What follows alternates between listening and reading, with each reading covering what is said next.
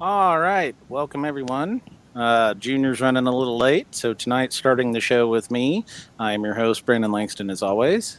We have Sandman and Eric with us from work, and joining us tonight, finally, I've been trying to get Chip on forever. He couldn't make the last one.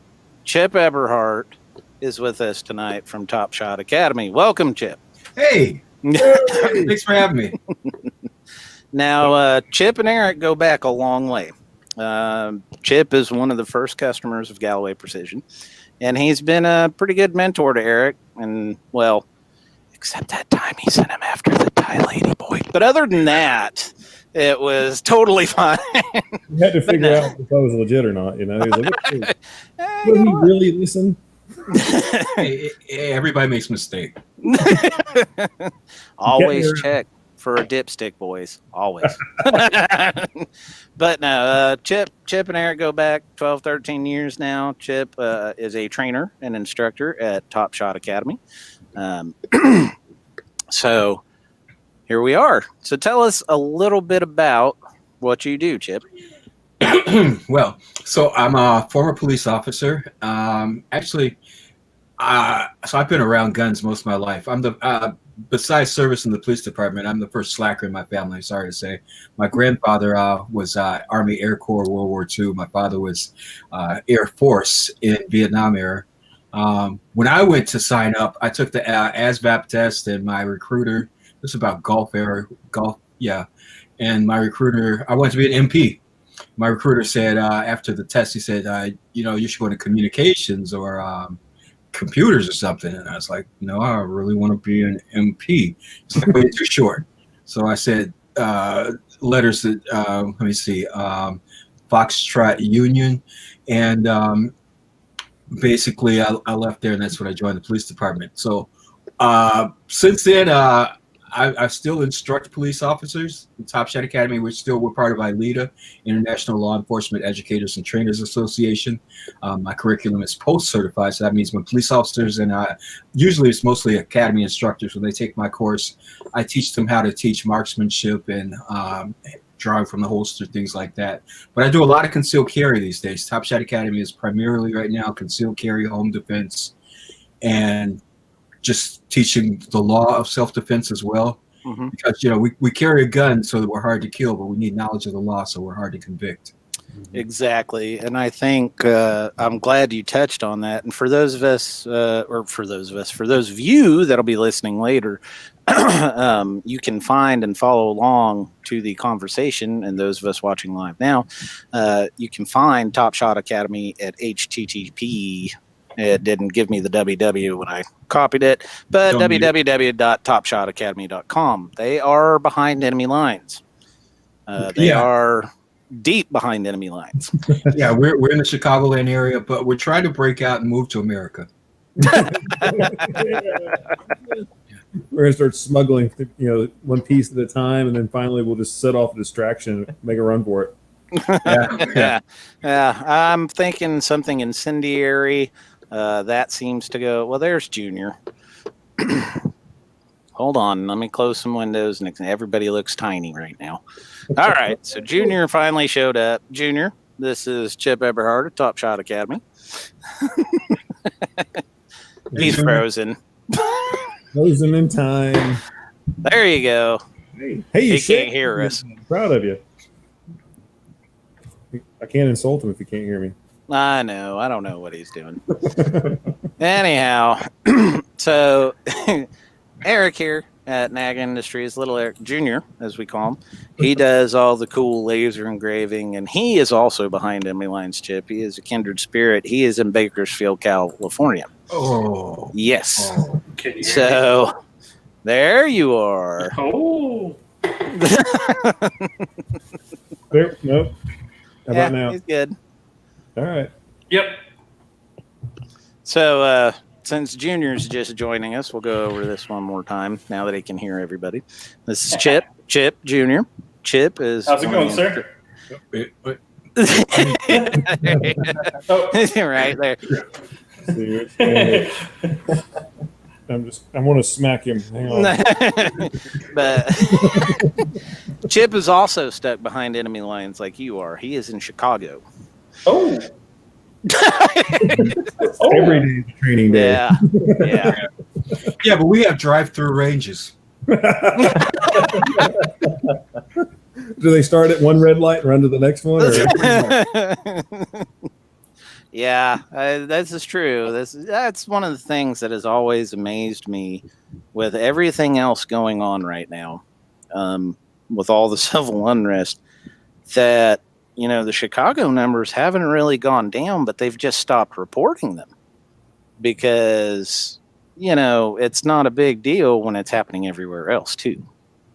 Well, that's why we had the biggest numbers, because we keep reporting. If we just stop reporting them, they'll just.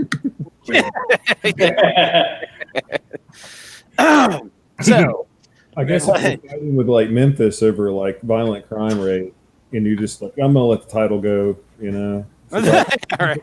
to have it, just let Memphis have it this time. I mean, it seems like it would be a safer alternative. Let another city take it for a while. Just throwing it out there. Yeah.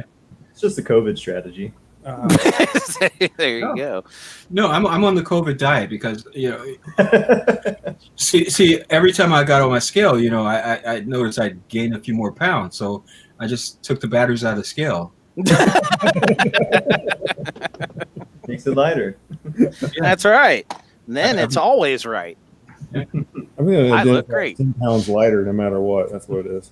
Now, so with what you guys do at Top Shot, are you seeing a major increase in CCW classes right now with all the new gun owners? Oh yeah. I mean, a huge increase in first-time gun owners. It was amazing. Like at the beginning of the pandemic, and I mean, people coming into the store. I work at Fox Valley. Well, I work with Fox Valley Range in Elgin, Illinois, and by the way, if you're in the Chicagoland area, Fox Valley Range, sorry, got to plug it. It is like the Apple Store of gun stores. It's brightly lit, it's clean, and everybody there wants to help you. It's not like your grandfather's, gun store where they're like, "What do you want?" This is a place they come in and they really want to help you. But it was amazing. Like people were like, "What do you mean I can't just pick up a gun and leave?" Oh yeah. I spell angle right. I may have spelled it wrong, but for those of you watching right now, brought it up there. Fox Valley Range, Engle, Illinois. Go ahead and give them a go. Elgin, pretty close. Elgin. Hey, watch this. Here's just like the watch. Actually, that's where they make the Elgin watches. But yeah, people are amazed. They're like, can I just order one over the internet? I mean, people are starting to realize. What we as law-abiding citizens have to go through in order to exercise our Second Amendment right. It's just not as easy. And I know I'm preaching to the choir here, but it's good that these the common folks are starting to wake up and learn that these gun laws only affect us. They only it's not stopping the gangbangers from getting their guns. They have no waiting period. No, they don't. They have cash in hand. Go and see a very sketchy character in a parking lot somewhere and wander off with whatever they happen to have. They pay the felon tax, but they're still just getting the gun. Yeah. Oh, it's funny. I just had a customer walk in today. First gun he ever bought. And it's like, okay, so I paid you. When do I get my gun? And I was like, well, one has to get here. Then I'm going to call you in. Then we're going to start your background. And then 10 days later, you can come pick it up. Oh. And they're like, well, I didn't think it was like that. I said, no, that's the laws that you voted in. That's what you guys voted for. It's amazing to me because we've come across this as well, not as much as you guys who are dealing with the customers buying the gun directly, but just parts and things, the amount of people that are like this year. Okay. Case in point.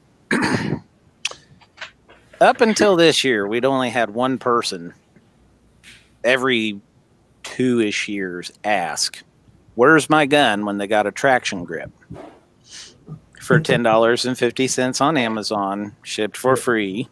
Shipped $10.50. Yeah. And so this year alone, we've had 3 or 4. And just last week, I had a guy who wanted to know why when we sent him, or no, he asked if when we sent the extended mag release, if it came with the frame, as in the serialized part of the gun. Now I understand he's like, I'm new to guns. So he's one of the few I didn't go, oh Lord, really?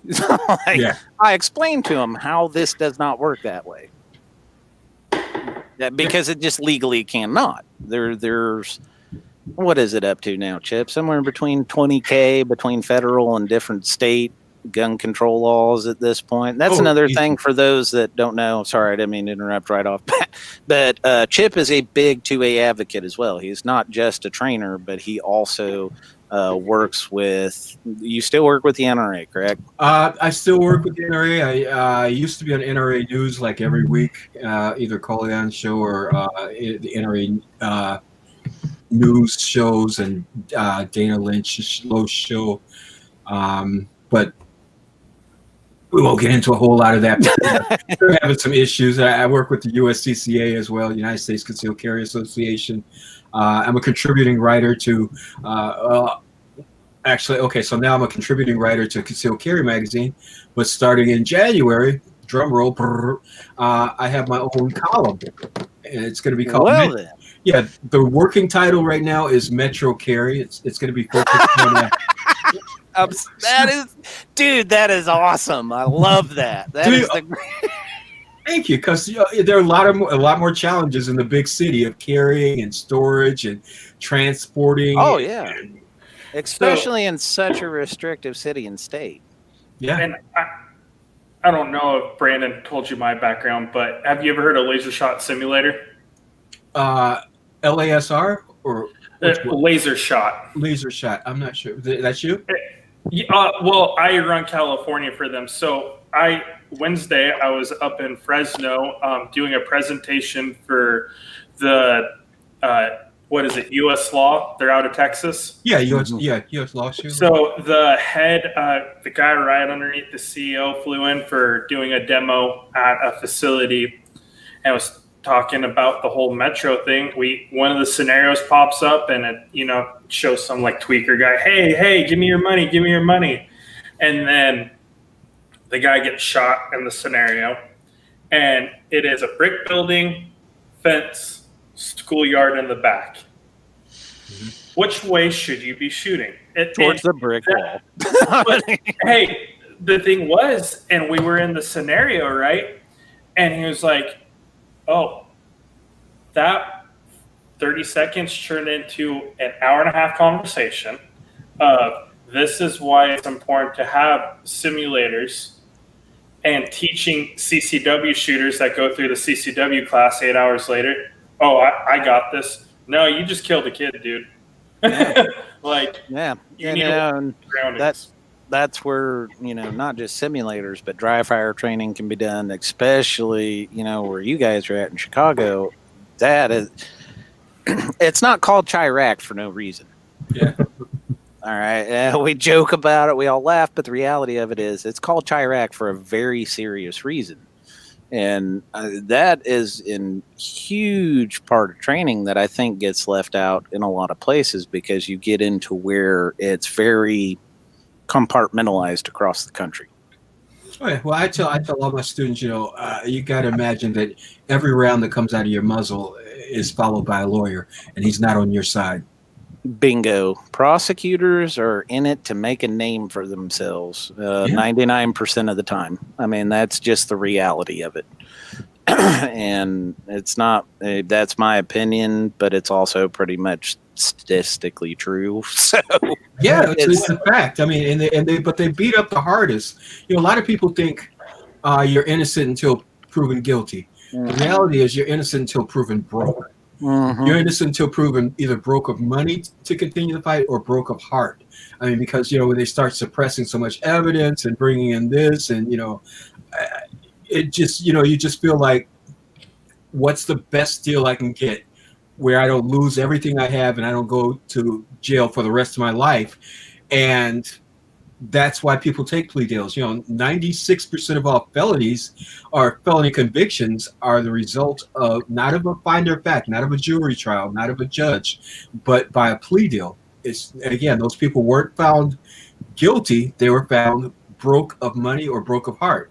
And that's why, I'm not going to pick out a specific one, but that's why something like USCCA Shield program or Texas Law program, vet them all, vet them all and look at them. But look at what's happened in Colorado. All the police officers now, they just passed that Public Bill 217, where now they're no longer completely immune, and now those officers, can have penalties up to $25,000, I believe, or 10% of whatever the city has to settle for their actions, and that's why a lot of guys are retiring. A lot of guys are leaving the community. I mean, it's not cheap to defend yourself. No, it is not. Whether you be civilian, law enforcement, military, any of it. It's become, we've gone from checks and balances in an actual justice department to how do I make myself famous? Mm-hmm. Because, we won't get into the presidential shit or any of that. But look, like in Asheville, Todd Williams is a perfect example. Basically, we have several deputies and officers that are regular customers, and Timothy's right. Kyle is a prime example. While I will say this with Kyle, he put himself in a dumb situation. You put yourself in a dumb situation, dumb things are going to happen to you. Yeah, well, I think all of our mothers, and fathers told us, if you go looking for trouble, you're going to find it. Yeah, and now, having said that, I also have to say that 17-year-old showed great restraint. Yeah. In only attacking those who attacked him by defending himself from those. And if you watch all the videos that are out there, a really good show of that is that idiot that lost his bicep because, he's a dipshit, runs up, pretends he's doing nothing while he goes to draw. Well, you just weren't quick enough, buddy. It wasn't, I'm going to stop him. No, he's being physically assaulted and he's defending himself because you can see in the video him stop, pan back, and then come back to Gage or whatever that douchebag felon's name was that got, he fucked around and found out. And he was just quicker. That's all it comes down to. I think he was about 3,650 feet per second quicker. But, that is a prime example of, should he have been there? No, not by any way, shape, or form. Kid was 17. Yeah, he was there during the day doing the right thing, cleaning up, trying to help, do all that. But at that point, when the adults who are doing dumb shit come out to play, it's time for the people that shouldn't be involved and minors to go home. Get away from the bad shit. What is the first thing you teach in self-defense, Chip? If you're going someplace, or basically evade, avoid. But I tell them basically, if you're going someplace where you think you need a gun, don't go there. Mm-hmm. Bingo. So if you know that it's going to be a bad spot, don't go. That's all you got to do. I think, quick question back to you. Me and Chip talked about this earlier today, actually, with the mindset thing. That's so, it's critical in carrying, and the trainers have to instill that. Like when you're talking about every bullet has a unfriendly lawyer attached to it, I think that's something that really has to be stressed, is that mindset of what you're about to commit to. It's not take it lightly. Right, because the physical injury is a big part of it, and and just like Kyle, he avoided the physical injury, but he's not happy. He's going to have financial injury. Fortunately, there's some people who come to his aid, but he's going to have mental injury. He's going to have emotional injury. He's going to have spiritual injury, and that he's got to live with for the rest of his life. And at 17, that's a huge burden. Huge burden. I led kids his age and barely older in Iraq, and it's killing a person is not something to be taken lightly in any way, shape, or form. And I think a lot of people, and don't get me wrong, I love memes, and those of you that follow my personal Instagram, I've memed the shit out of this. But the reality of it is, while I commend him for defending himself, and I've also condemned him for putting himself in a stupid place and winning stupid prizes because of it, it's not just, he clapped a couple of pedos and felons and wife beaters. Yeah, he did. And us as adults who have been around a lot longer are going to deal with that a lot better. This is a 17-year-old kid. This is the first time he's ever been in any serious trouble. Yeah, you've got it's a lot to take in mentally. that weight is going to weigh on him emotionally, and Yeah, like you were saying, even if he doesn't, okay, say he did kill these guys. Now emotionally, he's got that damage. The spiritual end of things is going to be, that's going to be detrimental. But like you've got to also think about as an adult, as an experienced adult, we're all older. We've been around the block a few times. You don't know how many friends, how many family members this guy's got that are going to want to collect their pound, that the flesh. And that's something he'll have to deal with. Maybe, maybe not, but it's something as an adult, mentally you're ready for that. You're like, okay, I got to worry about his buddy. well, and to tag on to that, in our litigious society, it's not even so much you got to worry about physically being hurt by them, but them just coming after you in civil court. Mm-hmm. The other thing too is you have to think about the long-term ramifications. He's going to have to relocate and pretty much start a whole new life. Change his name. Change his name easily. Yeah. Oh yeah. Because the way the media plays it out, he's not going to be able to just go back to life before this all happened. It's just not going to happen. Free plug to Jameson in case you guys are watching. Yeah, I'm not that old. I was there during World War I. But I heard. Shut up, Brandon. I just have to be the oldest one for once. I know, right? But I heard that, about 80% of the soldiers there, the ones who didn't work in the farms, there were a lot of guys that worked in farms and they had experienced death.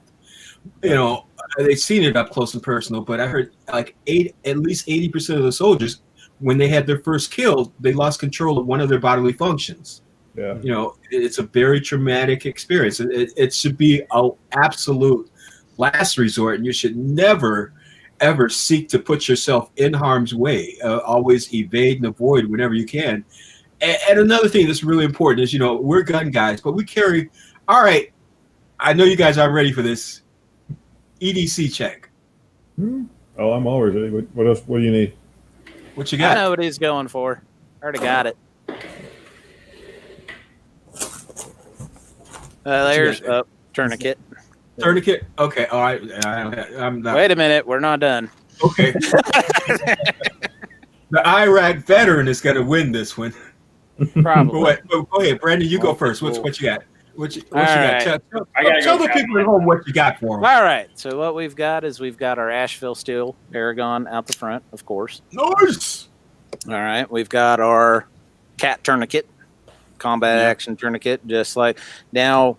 I would like, and my buddy OD, who's watching on Facebook right now, I was stationed with him in Germany. We served together in Iraq and Germany. He can attest to this. We were in there early enough that we didn't have cat tourniquets. You know what we had? You know what our medic pouch was? The field dressing that you wore up here on your LBV or LBE. And that was your medic kit. That was it. All right. If you guys are going to carry a tourniquet, you make sure you get some training on it too. You got to know how to use it. You got to write down when you put it on, and you got to know that how long can you keep it on? You can keep it on up to, I want to say, they've changed it. I forget now because we did a class with JD 3 years ago now. Yeah. Mine I want to say 6 hours. I heard 2. Yeah, this one says 2 with the TK4 I've got, but my other tourniquet, it says 6. It's hard. And 2, the thing is, I think it's hard. See, he's ready. Look at you. It's just ridiculous that you have the new Vortex. I hate your face right now. I don't feel as bad now because I have my battle belt in the Jeep. So I don't feel as bad now. See, well, he's at home though, so he's all, I had to bring in the new toy. Traded Little Hate Machine for Little Hate Machine 2.0, the Mossberg. So I have a tourniquet, a Leatherman. Oh yeah, I wasn't done. I should pull the rest out. With my the beautiful little blade that's been all over the world illegally because it's a money clip. Yeah, they never take the thing. They don't even bother looking at it. 503 spare mag, a wonderful hyper blade. That thing is slick too. I gotta say, I was impressed for the price. That thing is awesome. I've got this old Oilite, and it's like you can't kill it. It stays with me everywhere. It's literally been all over the world as well. Let me see what else. Hold on. All right.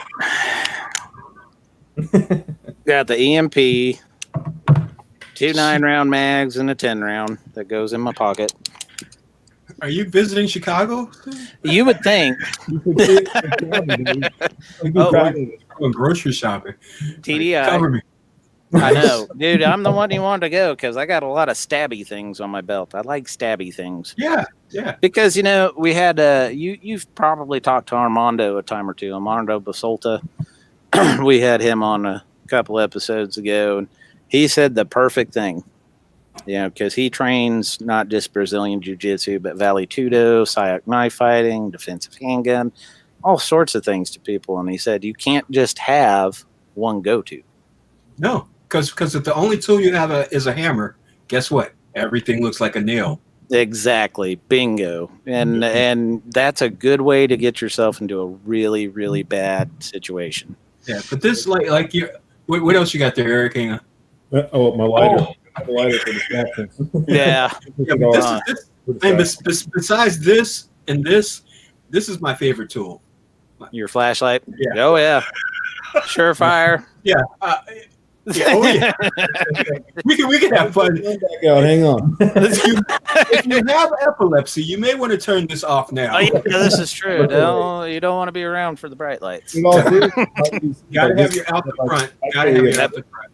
But this, I use this to break their OODA loop, and we could do a whole episode on OODA loop. We won't do that now. We'll have a whiteboard, and this too. But this, and you don't want all your tools on your gun side. Okay, if you're a right-handed guy, you don't want all your tools, because what if somebody grabs your right hand, or what if somebody is trying to get to your gun and you're protecting your gun? You want to have something you can get out and you can manipulate with one hand on your support side. It's not your weak side. No, right? It is your reaction side, or support as side. Someone taught me once. So I carry. Chip was the one who taught me that, by the way, in case anyone wondered. Right, when you gave me that holster from ITD. Yeah. Okay. Oh, you guys remember. We don't forget much. We picked up a new contractor for our company. I'll just say his first name, Darren, and he's 20 years doing SWIC for the Navy, and then he went to go work for Department of Homeland Security and stuff. So last Wednesday we had to roll down to Orange County. We left at 5 o'clock in the morning. We stop at the 7-Eleven. We're going down to Orange County Sheriff's Office to do a demo. We stop at the 7-Eleven right outside of Anaheim Stadium. Pull the truck up. Before you continue, okay. I've been in that part of California, and let me tell you, I can attest to you right now, that is a shitty place to be by yourself at any time of the day or night. So imagine being in a truck that's loaded out to do demos for law enforcement. So we got rifles, we got cans, we got everything's in there, right? So Darren and Austin are like, hey, we got to take a leak. And I noticed this guy off to the left. You know how they build those little cinder block walls for the dumpsters? Mm-hmm. Yeah. So he's off to the left of that. So instead of sitting in the truck, I just go put myself in front of the hood, stretch my legs, I've been in the truck, just kind of watching. My back's to the 7-Eleven. I watch this guy storm in right behind Darren. And I see Darren come storming back out. And I was like, that's weird. And he's like, I need to get my first aid kit. This guy, he said the guy that I saw go storming in, he was checking his radiator and it popped and blew up in his face. Oh, no. Yeah. And tweaker individual, though, that this happened to. Let's put full picture to this. That's full disclosure, as it were. As being in the firearm industry, being a vet, you know how we're all hard of hearing. when somebody talks to me and I don't when somebody talks to me, I don't fully understand them. I just kind of do the smile and nod, like I heard you, but I don't know what you said. Like, okay. Well, he's like, get the fucking cat. So Darren's saying I need the first aid kit. Well, the tweaker dude walked in between us and he goes, "Are you fucking laughing at me, bro?" To Darren. Again, talking about de-escalation and escalation of a situation. If you don't know what SWIC is, that's the boat driver for the SEALs. Yeah. So he's been in SOCOM. Our squid knows. Our squid. Yeah, for he can give a good definition. Years. And I'm not kidding you. I have to show you. I've never been where you see a retired operator who is just like this. Natural body goes from this to toes kick out, which can't see my feet. And I was like, somebody's fucking dying today. Darren goes, "You better fuck back to your car." He says, "What'd you say to me?" And I see Darren's hand, and this is what I noticed talking about a situation offhand, right hand. His watch is on his left hand, so what do you think? He's a right hand hitter. No, I watched his right hand come out like this, and I see that left hand go back. I was like, somebody's dying today. And I was just so blown away. And then the dude's like, "Oh," and walks back to his car. For the next 12 hours, I had the best experience of my whole life. But to watch somebody go that's been trained in that atmosphere for so many years to go, "Hey, Eric, how's it going?" To, "This is it. I am showing who's the authority around here," was absolutely insane to watch. And it was just like that. Well, and the amount of control, though, too. You know, the thing of it is, it's not, he didn't just immediately go there. Yeah, just drop it, done. So yeah, that's discipline. He said, "Hey, this is your one chance." Is. Well, we talked about in the other show about one-trick ponies. You know, the faults: go to gun, go to gun, go to gun.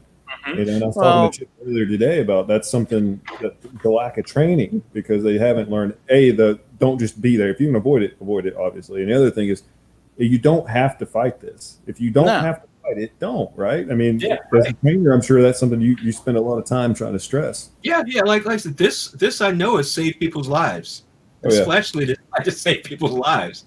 I'll tell you about one incident. I'm outside my car. Okay, look, I had a midlife crisis. I got a Corvette. Okay, I'm allowed. That's allowable. In the glove box, there was a toupee, a gold chain, and a jogging. So, were you telling people that a nutless monkey could do their job? Go full Tom Cruise cover. Yeah, so I'm between a store and I'm way far. I park far away from the store. I'm having a cigarette. I still smoke. I still drink. I'm from that era, and look who you're joined by. Yeah. I'm sitting here drinking Jameson like fish in water. I see a guy. I see this car. And whatever I'm doing, I got my head's not on a pivot, but I got my head up. Like, even if I pick up my cell phone, I'm not looking at my cell phone down here. I'm looking at it up here so I don't lose my peripheral vision. Now I see these, but I'm not on the phone. The phone's in the car charging. I'm having a smoke, and I see this guy's parked between me and the store. I mean, like halfway in between. So it's like, are you coming from me or are you going to the store? It doesn't make sense. And then they get out of the car. One of them starts walking straight at me. The other one's starting to flank me on the side. Yeah, we know what's up. Oh, you know exactly what's getting ready to go down. Yeah, and immediately I pulled out my flashlight. I said, "How can I help you, sir? I can hear you fine right from there." And then when you flash them with 600 lumens, they went, "Oh, he sees me." Yeah, and this is the kicker. Like, I'm having a cigarette, and they stopped. They got their attention. And one of the guys says, "Oh, I was going to ask you for a cigarette, but I see you don't smoke." As you're smoking. It gets better. So then I don't say anything. I don't have anything else to say to them, right? Because the thing is, a lot of people don't realize, you hear about, walking and chewing gum. Well, when you do a lot of talking, it's hard to pull the trigger. So I'm shutting up at this point. Okay. Getting ready to go. Right. and they decide it's a better idea to turn around and go back to their car. It's no longer a soft target. Yeah. So right, and now I'm watching them. 30 seconds later, they light up a cigarette. Imagine that. Imagine that, and then after about a minute, they drive away. Mm-hmm.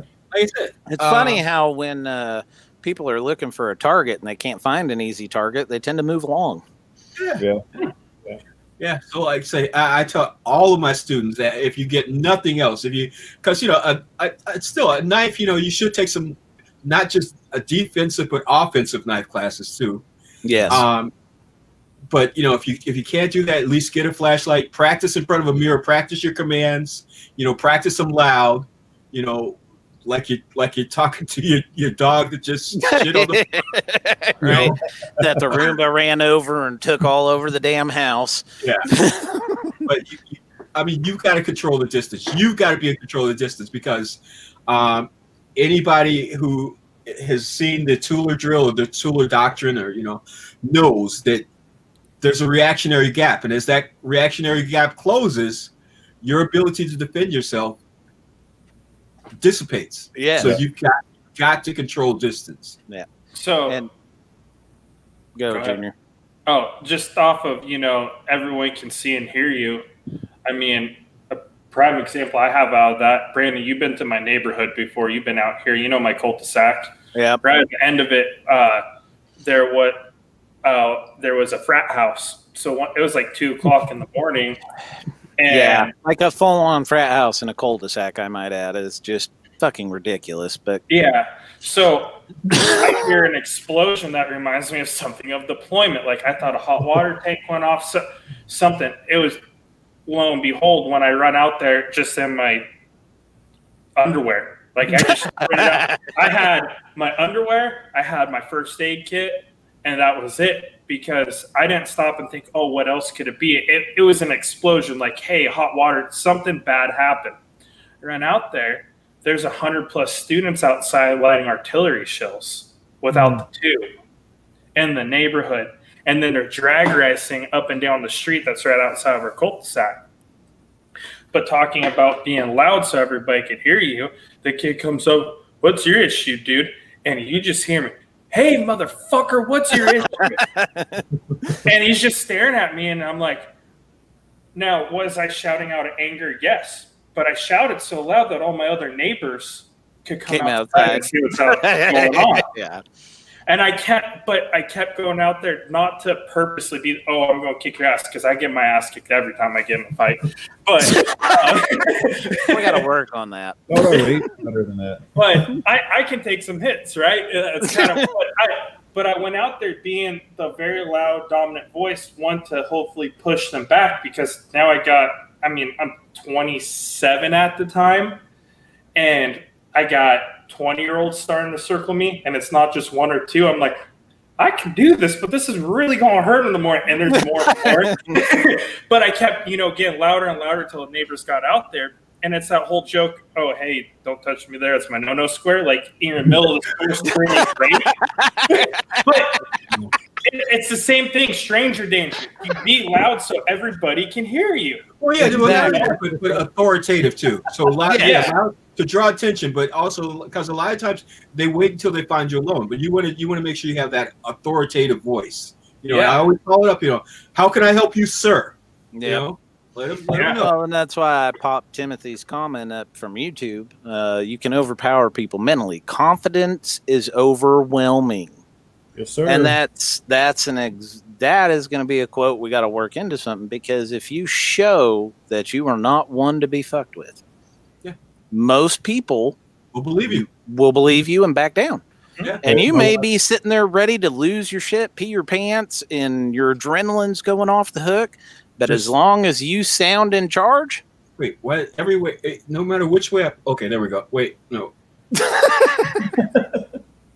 Which one? Here. No, I was just pointing at Junior. No, so Junior, you have a rage card now for your cul-de-sac? A rage card.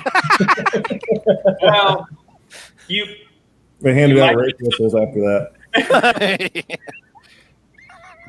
You know, every once in a while, I might make some plans around the neighborhood. You know, You know, some things. I think it's important too. Like my wife is always saying, she said that you're deselected because you're 6 foot tall, bald, tattooed, and you have a "F you" look on your face all the time, honey. And I'm like, okay.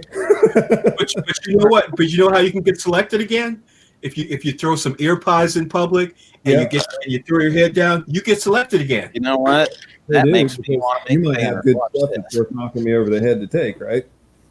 I know. I mean, here's a dirty word that a lot of people don't know about. I'm gonna bring it up. Give me just a hot second here. Yeah. You told me that was voice last night. Oh, dirty words. Situational awareness. It is Dude Brown.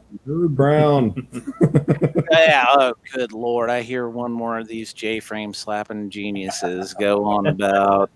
You know, a revolver has its place. We've talked about this before. Revolver, I tend to recommend them for people who are elderly, who can't rack a slide anymore. You know, it's better to have that than nothing. Amen to that. And if you need to go really deep concealment, a J-frame size revolver is the perfect concealment gun because you can stick that thing anywhere. It's like Junior. He's got the one I put back together for him, worked on the trigger and stuff. Probably keistered right now. No, it's actually no. The politically correct term is prison wallet. No. The correct one is, and I can't. It had Will Smith in it. You gotta. Was that that was the Netflix one, wasn't it? Or no, that was Bad Boys. It had Kevin Hart and Will Smith in it. What's it called? Where he's teaching them to go to prison. No, that's what you mean. Will Ferrell. Will Ferrell. Yeah, Hart. sorry, Will Ferrell. Dude, sorry, that yeah, is. Hart. Yeah. Yeah. Did you have all these been in your ass? Yes. But so hang on.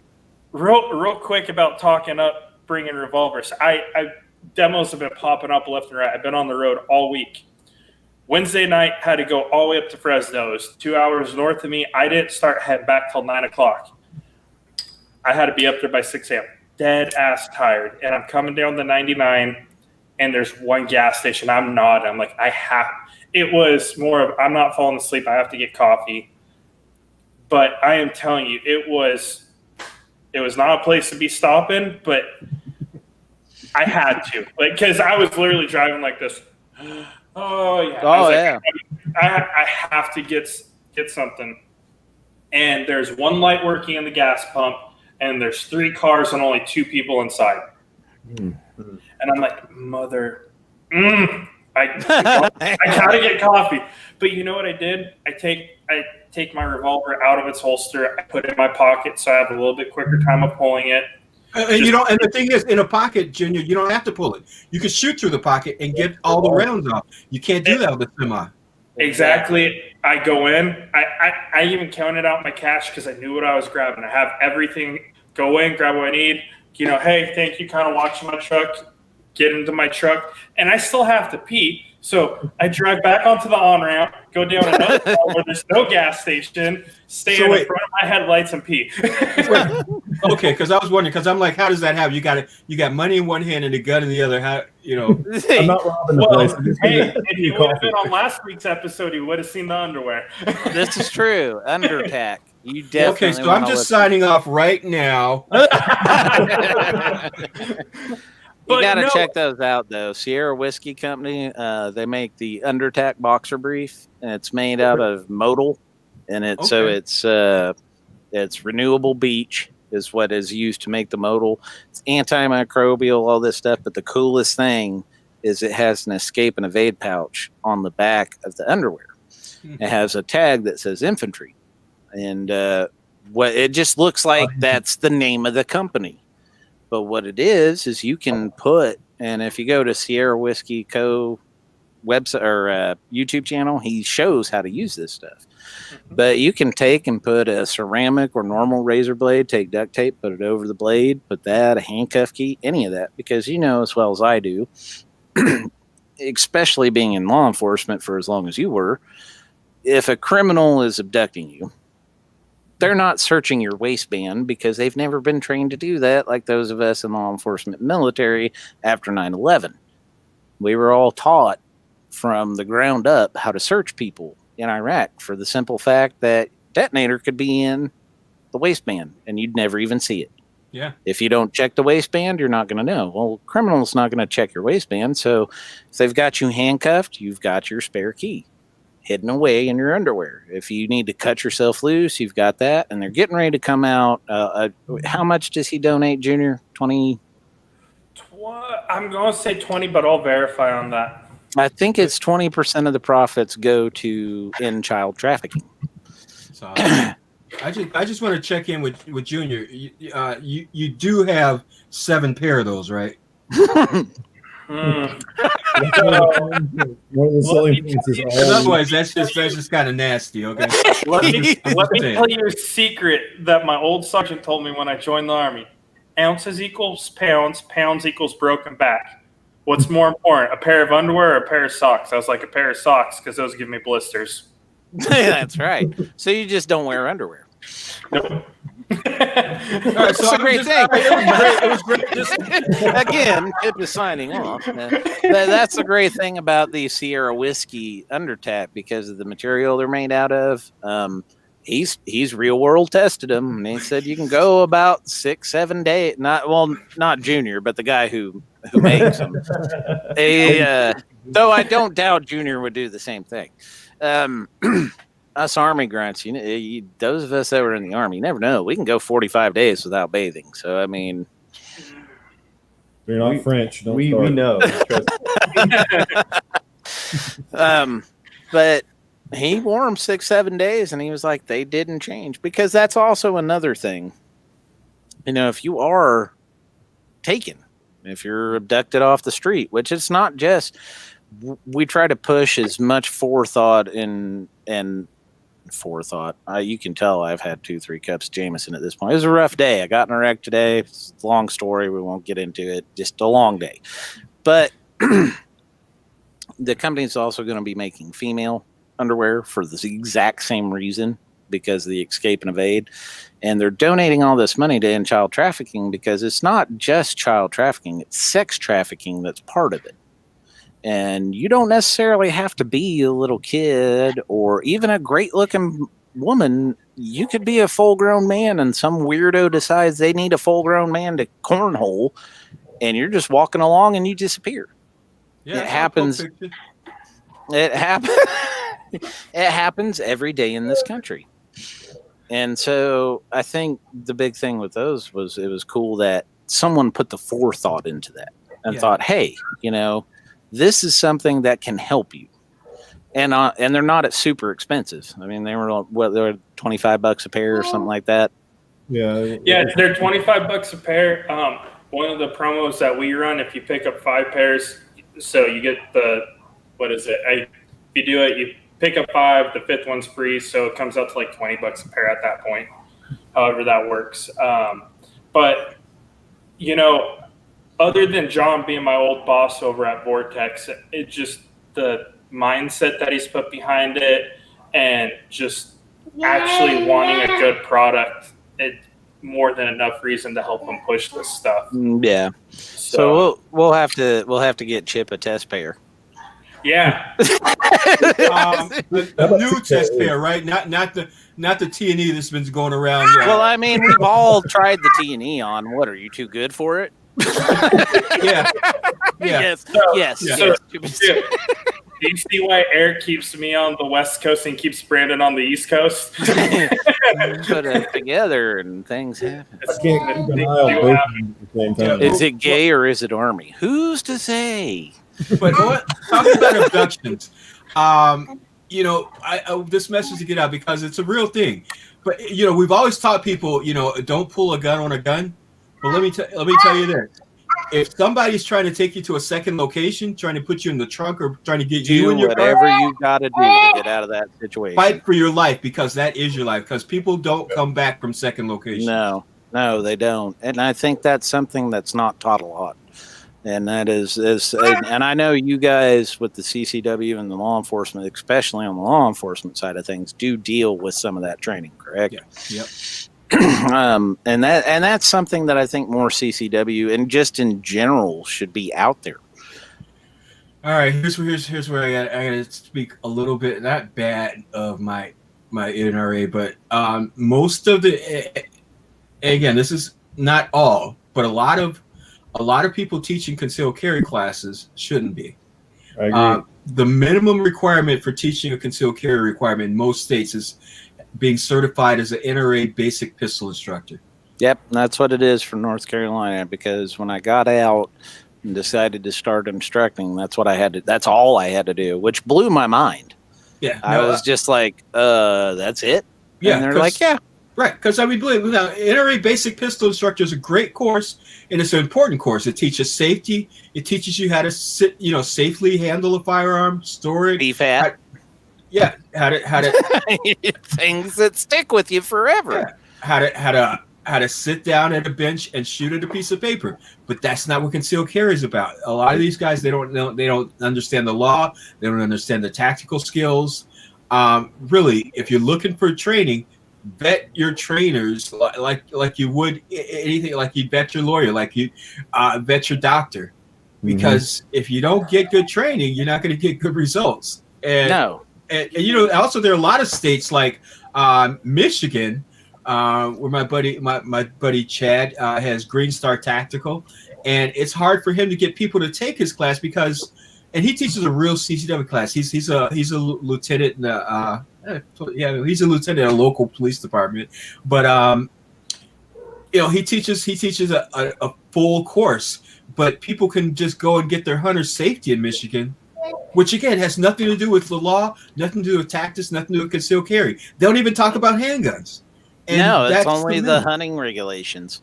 Yeah. So, just out of curiosity, we've seen this boost in gun sales, and I've been having this conversation with a couple people. Not that our gun rights are going to be taken away, but do you see there being more of a requirement, I would say probably after elections, of having to do training, education, and all that stuff mandated by states? Because everybody had a gun, but now everybody has a gun. I think, and I'm not trying to speak for anybody, I think we all believe it should be a thing. A prime example, customer came in today with a Smith & Wesson M&P 9mm. Hey, I had a 22. I installed this Apex trigger. After my first round, the gun doesn't work. It's the round isn't going up in. I said, do you have ammo with you? Yeah. Took in my pest fire tubing. Here's me. Bang, bang, bang, bang, bang, bang. All 8 rounds. Bring it back. I said, have you ever had any firearm training before? No. Do you know how to hold this pistol? I said, I'm not judging. I want to make sure you know what's going on here. And he was like, and he shows me and pretend he's grabbing up so high on the slide that after the first round, we ain't cycling. I said, hey, there's nothing wrong with the gun. And I said, this is a good thing for you to learn right now when you're with me.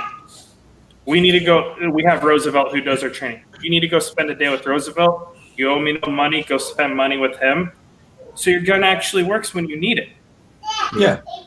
Well, I see now when it comes to that, I'm kind of on the fence because I've got this one side of me that's the harsh, don't tread on me constitutionalist who says, the right to keep and bear arms shall not be infringed is the only gun law. Period. Agreed. The rest of them are all made up.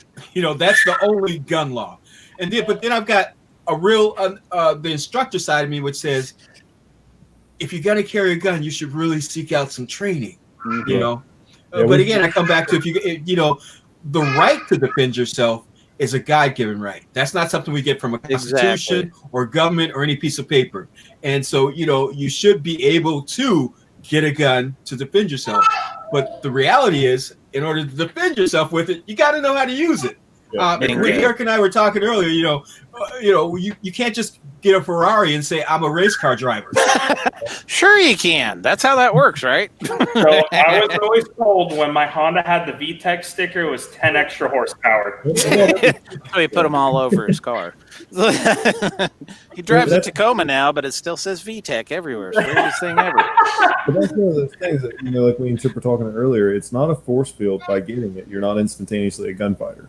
And when I hired Brandon in here, I told him, I said, look, half of what we do here is teach, and not defense, not tactics, but teach people how to use their weapon, how to maintain it, because we get questions from people that have owned a gun for a week, or they've owned a gun for 20 years and they've never done anything other than bought it, and now the force field's active. I'm safe. I've shot since 1974. Yeah, well, look at. I've had somebody hang up the phone on me. I was talking to a friend about. Look at the McCloskeys when they came out with their firearms. Yeah. You can immediately tell there's no training. And then action movie, Yeah, and I just heard. Hang on, I just heard. Supposedly, her pistol didn't even work. Yeah, well, it didn't have a firing pin in it. That's not fake at all. That's in the actual police report. Yeah, so it was an inoperative 380, Lorson 380 that did not work. That's not getting too much into politics here, but what's my favorite thing of this whole thing? They act like they've supported the Second Amendment since they became lawyers, since this has happened, and it just makes me laugh. But then you go back and look at their history; they've been the ones implementing the laws to not have guns, and it made me die on the inside. I was like, yes. Right. Well, you saw at the convention, their whole thing. I mean, they're bad actors in every sense of the word. Bad doesn't even begin to cover it, Chip. Okay, let's get off Patricia. Yeah, but no, you bring up a good point with that, is the fact that they didn't even know one of the firearms even worked.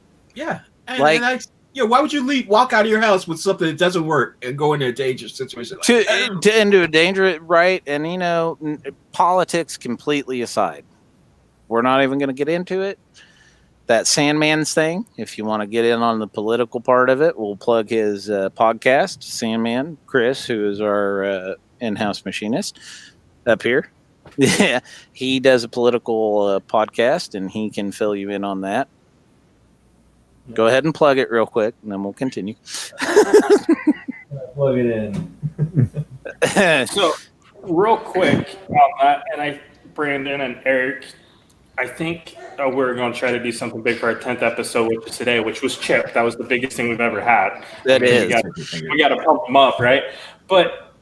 And we know we're going to get a whole bunch of backflack for it, but I think our next episode should be about proper gun maintenance. Really should. Everybody has disagreements on stuff. I'm going to have something that I believe in. I'm thinking for our next episode, we truly sit down, because how many people aren't even getting educated on that, and it's a free episode? Throwing it out there. That wouldn't be a bad idea. We'd probably have Chip back on in an episode or two when we do it. I want to watch it. But I mean, you guys, what you guys do with the gun is pure art. I mean, it's science and art. And I know you guys know the guns inside out. I think that would be just brilliant. But yeah, it's so important. It's so overlooked. That is. It really is. We were talking about it earlier. Me and Chip were on the phone, and we were discussing it. The thing with the firearm is we sell parts. We try to give you the best performance out of the gun. But that's probably 5%. The other 95% is going to be made up of training and mindset. The 5% that we're helping you with, I think it's important that you make it up with the training and the mindset, because you've got to be trained how to use the gun, not just safely, but for the right application. It's not a go-to. It's not a universal answer. And the maintenance of the gun is critical, because the gun you present it and it doesn't do anything because it's missing a firing pin. That's crazy. But you get guns that are packed full of grease because granddaddy used grease and the gun was shot 3 years ago. That's worked just fine. Or case in point, what we talk about in the shop from time to time, it was probably been almost 2 decades ago now, but it popped up in the news. Officer carried an M92 Beretta. Pissed his wife off. She super glued his hammer shut. Oh. That was in Chattanooga, baby. That was we know. Oh no, yeah. Junior's looking at the camera right now, going, "What? Yeah, no, this happened." Function check every morning, boys and girls. or I mean, how many people talk about projectile setback? Oh Lord, I things can't tell you how many officers and deputies that we have that I have to explain this to when they come in, and I see them go to rechamber the same round. I'm like, "Don't do that. You're going to blow your gun up." Well, what do you mean? Well, yes, and it's a real thing. It's not something that we gunsmiths just make up for nothing. You set that round back deeper and deeper every single time you chamber it. So imagine taking a normal, say, gold dot, non-plus P, 124 grain. That's what I carry. Just plugging them, spear. We like ammo. But think about if I just keep chambering the same round. All right, now take a normal 124 non-plus P spear gold dot. You shake it, you can hear the powder move. When you stop hearing the powder move, you have just created a plus P plus round. Maybe higher. Maybe even higher, because you have compacted the powder more and more and more every time you rechamber the same round. And I think the best place I ever saw it, even though we kind of had fun with the guy, was the Glock Armorers course we took a few years ago in Morganton. They showed what happens when you do that, and it happened to be a 40. And the officer kept chambering, and finally he chambered it enough that it set the primer off, and the whole gun exploded because he had set 300 thousandths back the bullet, and it was sitting in the powder, not on it, in it. Yeah. It was a heck of a thing. Like, he apparently was removing the round to do his daily check, like he should be, but he wasn't press checking. He was literally stripping around, dropping around back in, and setting it back in. So the same round got set for months like that. Yeah, well, some guys for years, their duty ammo, they might for years. And that goes back to the original story. M92, she super glued the hammer. He finally goes to certify for that year and realizes my gun doesn't work. It doesn't work. They pull it offline. The armorer that's there goes, "What do you mean? What's that?" He goes, "The hammer's glued." I had an officer roll into our shop, and he didn't know he didn't have a magazine in. Case in point. All right, and that's not saying, now let's preface this. We're not saying cops are idiots. We're not saying all cops are bad. We're just saying there's things you gotta watch out for. No, exactly. Absolutely. And to this officer I just talked about, he had been ran for 18 days straight without a day off. That's 12-hour shifts. Yeah, exactly. Because then you're getting to a point of mental exhaustion. Yeah. Yep. One more female officer. When female officers go to the sanitary facility, water closet, the toilet, okay, they sometimes have to take off their. Well, I think probably most of them, they have to take off their belt. Mm-hmm. What's the show rate anyway? So she takes off her duty belt. She's got a level 3 holster. It falls. She doesn't think anything of it. It just falls off wherever she set it. Well, when she gets home to take off everything, she can't get it out of the holster. Just by it taking a little fall, that level 3 holster had locked the gun in.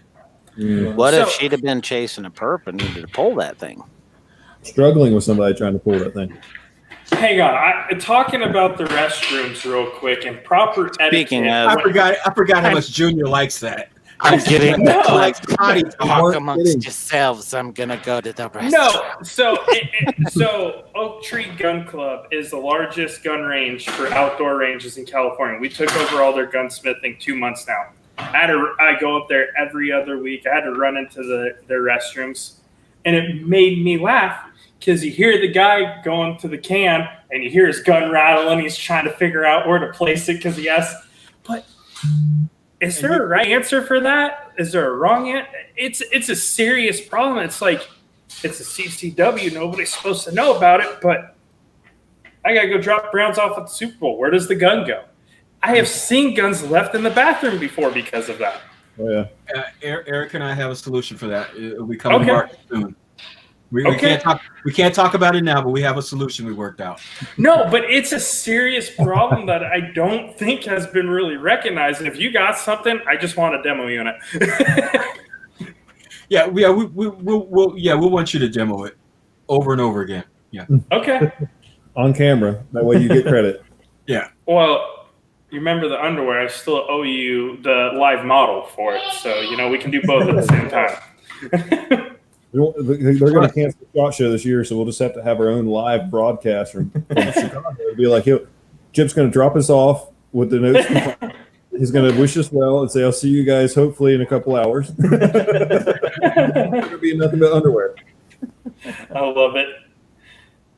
Yeah, but there's so many things that you have to consider. Like, and all right. I'm going to spill the beans. I already told Eric, and I told him to keep it a secret, but I'm going to tell the world. So my second article for February. It's a long wait, but you guys can start thinking about it. But for February, my article in Concealed Carry Magazine the title is "A Gun Is Not a Plan." Yeah. Okay. A gun is not a plan. It's part of a plan. It's a very important part of a self-defense plan, but just having the gun is not a plan. Yeah. So we're going to be talking about a lot of these things that we've discussed here and a little bit more. Because, because like I said, just, giving a kid a Ferrari and saying, "Hey, go fast," you know what's going to happen. They'll go fast. Yeah.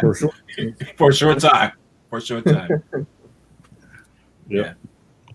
Welcome back, Brandon. We can't hear us. So don't tell Brandon. No, welcome back. It happens. Yeah.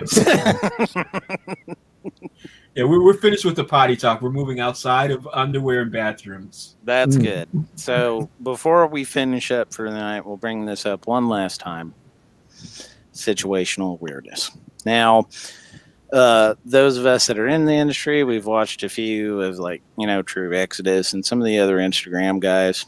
And I think one of the things that I did like that True Exodus did and that Chip brought up, I'm on my phone. I'm up. You can use your phone as a weapon if need be. It is replaceable. You are not. Yep. So I think along with the situational awareness we touched on that I wanted to finish out with is that, yes, you are the weapon.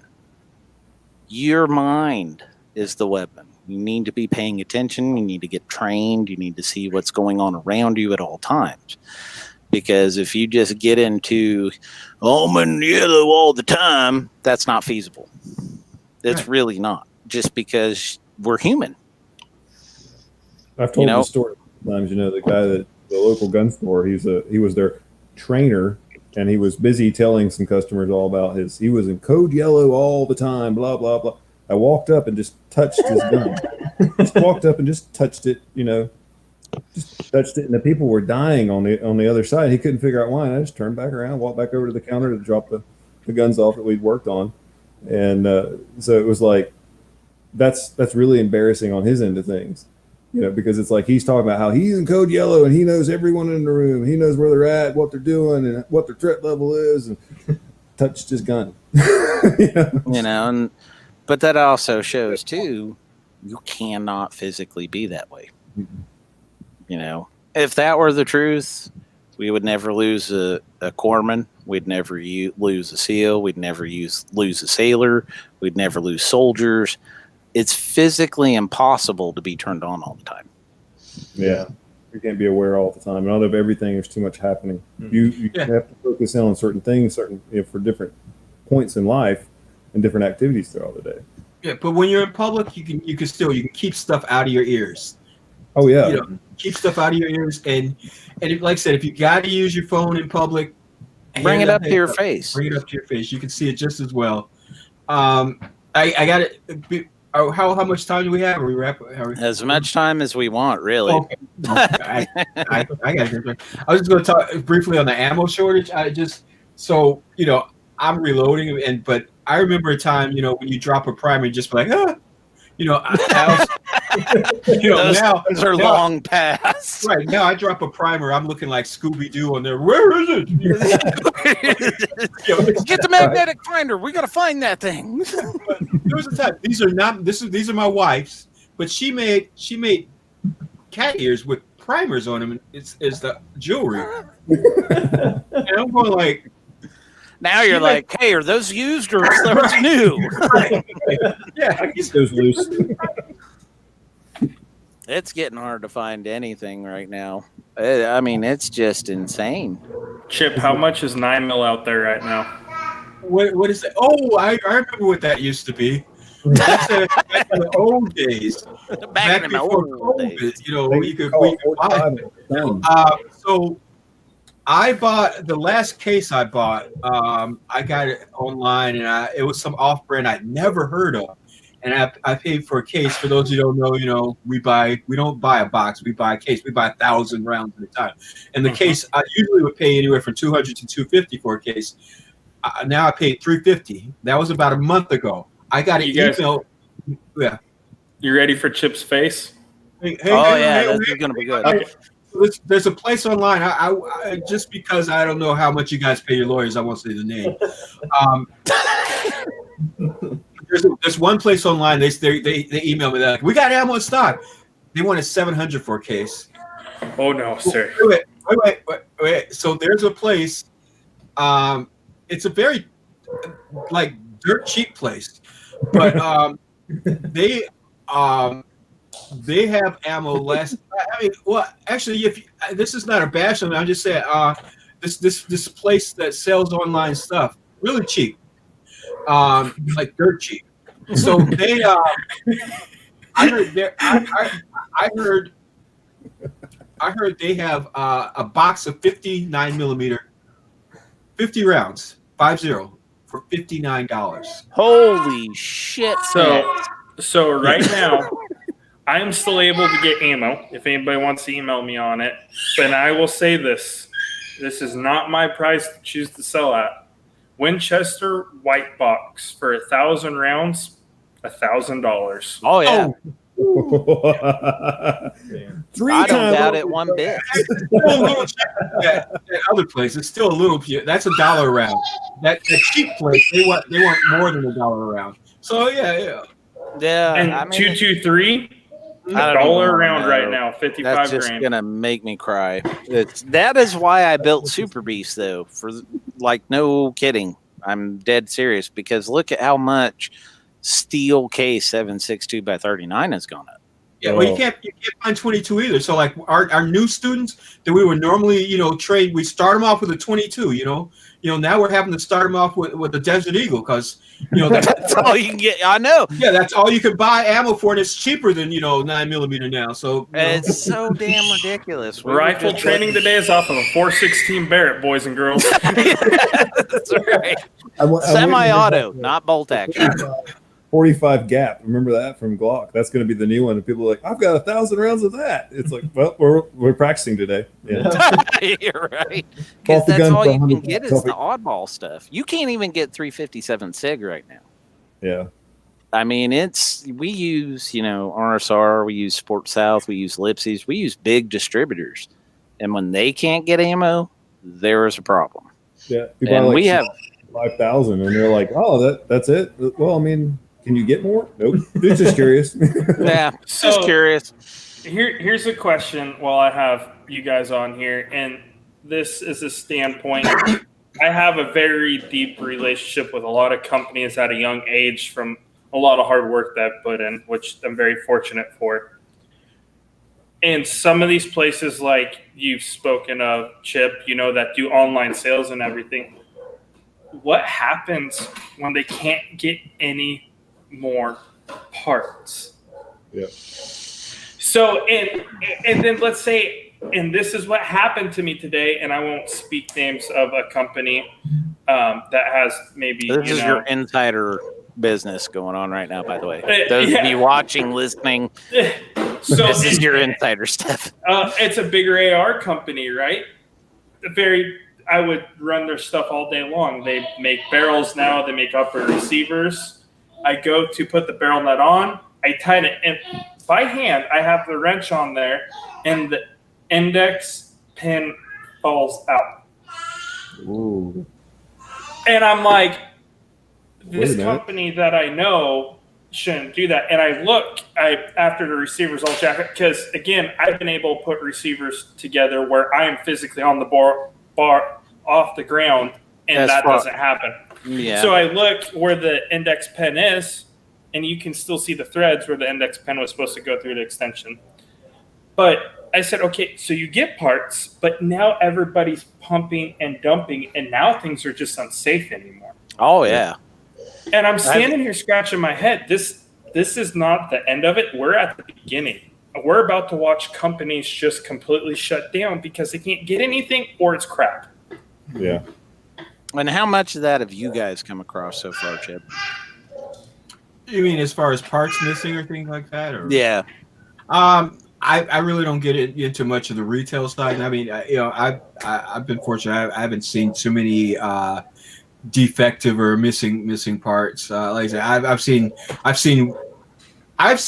and like I said, this is not a badge. I've seen Winchester white box ammo come in with the bullet upside down or missing, or the primer missing. It's just. Yep. And they just got the Lake City account. That's a scary thought. We tell customers, they'll say they had issues with the Winchester white box, and we're like, well, we buy that in bulk for training to ensure malfunction. We expect an 11% failure rate. And they're like, what? I'm like, that's 11 rounds in 100 that won't work. No. Guaranteed. And that's not just our opinion. That is 20 years of shooting in the industry, not just, I've been shooting since 1974. No, that's 250,000 rounds a year through our shop, that we test, fire, and train with. So it's, it comes back into that end. It's like experience on that, but it's, I don't know. People think you're lying to them. It's like, I don't own an ammo company. I don't have stock in them. I don't have any dog in that fight, so to speak. I'm just telling from experience. Yeah. Oh, no, for sure. Well, hey, gentlemen, I have to go because we sold our house and I have to be out by Sunday. So I got to get Congratulations. Thank you. Well, congratulations. That's right. You told me you guys got the other house, didn't you? Yeah, Finally getting out of the cul-de-sac. Getting out of the cul-de-sac, moving 2 miles down the street. Is it 2 miles further east away from California, or? No, it's further west. Oh man, you're going the wrong direction. Come on, Junior. Quicksand. It's the weather that keeps people there. It really good luck is. packing. Oh yeah, 110 degrees is real fun, Brandon. It just reminds you of being at your true home, Fort Irwin. Oh, you can eat a you-know-what. But yes, as Pop said, congratulations. Thank you. And you're going to need it because another one on the way. Oh yeah, number 2, January 18th. The way life's been going right now, there's a lot going on. Yeah, no kidding. 2020 is a whirlwind for everybody, whether it's good or bad this year. This is true. Yeah, I say it's like Jumanji. You're not too surprised what happens next. I'm still waiting for the dinosaurs to show up in America. Yeah, you're like, killer hornets. Meteor's going to hit on election day. You're like, hang on. You know what else you got? 2020. Come on. Anybody ever do research into the meteor? The meteor guy comes in. He says, "I don't know what people are freaking out about. It's 7 feet long." You're like, wow. It'll burn up before it ever hits the ground. Picture me in my tactical underwear. 7 feet long. That'll fit right in my tactical underwear. You guys don't know nothing. All right, Junior. Well, with that, let's go ahead. We've already run 18 minutes over. Chip, thank you very much for coming on tonight. We greatly appreciate it.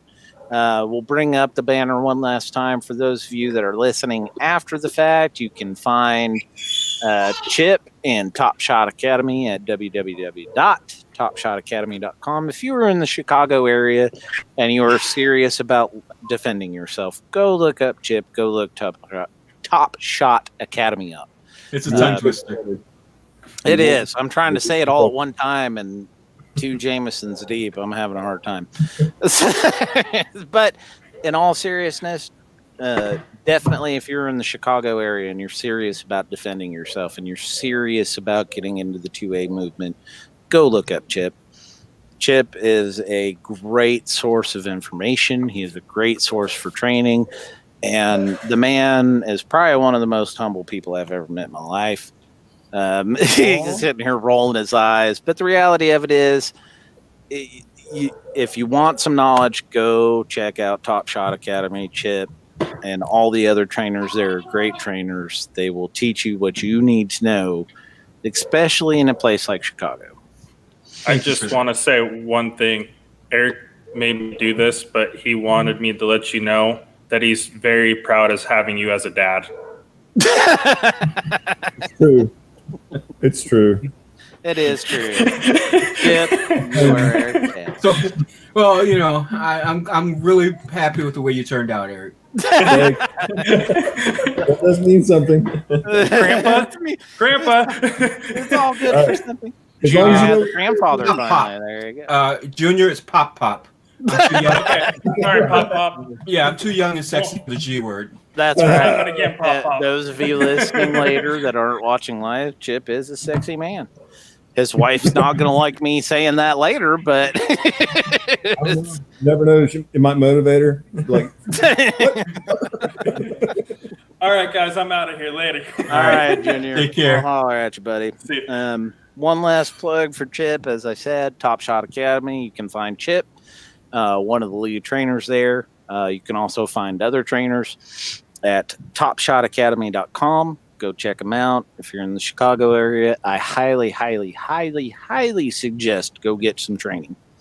Thank you. All right. All right, guys, and yeah, I got some guns to send you guys.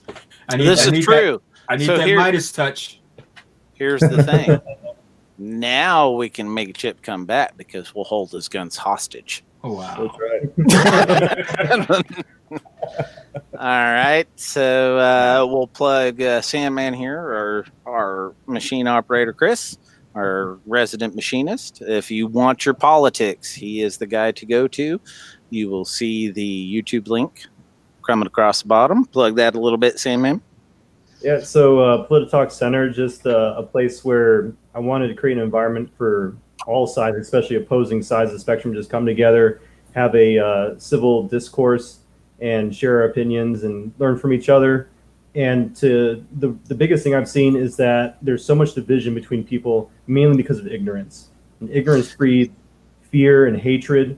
And this, I want to bring people together so that you don't have to agree with anybody. But when you can understand why they think the way they do, you see them in a very different way, and it moving forward makes a much more positive environment for things to be done. So You that's mean one of like our- Americans? Yeah. Imagine that. Yeah, So, yes, Polititalk- Chris, our resident machinist, go check out his YouTube channel. I can't say all that because it's a bunch of words, but if you're listening later, literally just go online, go to YouTube, type in SAN-man, M-A-N, and you will find the Polititalk there. As we try to avoid it here just because, this is for you guys. Brandon rambles. I do ramble a lot. I'm also 3 Jamesons deep, and we'll set the record straight right now. Got in a wreck today that some old blue hair caused on Merriman. It was not a fun day for Brandon. So I'm Have we confirmed if it was a Karen or not? I couldn't tell. All I saw was old lady, and she took the hell off from the scene. So on the plus side, everybody is okay. Nobody was injured. We're all walking ambulatory, and I didn't get a ticket, even though I technically rear-ended the person. That the lady who thought the left lane on Merriman Avenue going towards 26 was the turn lane. In fact, it was not. It was the driving lane. But, whatever. But yes, and to those of you who are listening later and watching now, we greatly thank you from the deepest bottom of our heart. If it weren't for you guys, we wouldn't be where we're at. I don't want to speak out of turn for Chip, but I feel he's probably in the same boat. If it weren't for those of you out there seeking what we were putting out, we wouldn't have the jobs we do. So thank you very, very much. Thank you, Chip. It's always a pleasure to see you. It's always a pleasure to talk to you. I will not be going to SHOT Show this year because I don't want to die again. So those of you who don't know, last year we got back. I was out for what, 3 weeks? Over a week. I remember it was like 10 days, I think. The SHOT Show flu hit me, and I just don't want to. I don't want to chance that again. I'm paranoid after this year. So, but thank you, everyone. Thank you, Chip, for joining us. Thank you, Eric and Sandman, and to everyone that has been here with us tonight. Be safe, be accurate, and God bless. And I wasn't ready, so we'll start removing people. We'll try that.